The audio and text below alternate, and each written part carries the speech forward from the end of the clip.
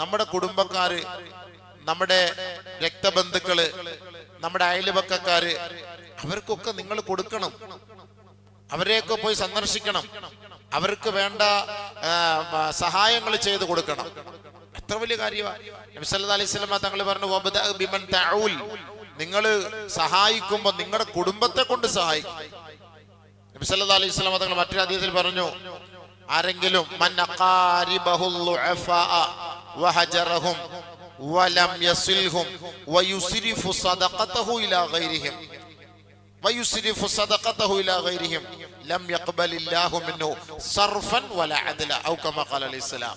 ഒരാള് നമ്മുടെ കുടുംബത്തിലെ ബലഹീനരായ നമ്മുടെ രക്തബന്ധുക്കൾ, കുടുംബക്കാർ, അവരെ പരിഗണിക്കുകയില്ല, അവരോട് ബന്ധം വിച്ഛേദിച്ച് ജീവിക്കുന്നു.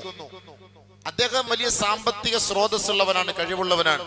അദ്ദേഹത്തിന്റെ ആ സമ്പത്ത് മറ്റുള്ളവർക്ക് കൊണ്ടുപോയി കൊടുക്കുന്നു. അപ്പൊ നമ്മുടെ ഈ ജമാഅത്തിൽ നമുക്ക് നമ്മുടെ കുടുംബക്കാർക്ക് സമ്പത്ത് അവർക്ക് കൊടുക്കാനുണ്ട്. പക്ഷെ ഇവരോടുള്ള ദേഷ്യത്തിൽ എന്ത് ചെയ്യുന്നു?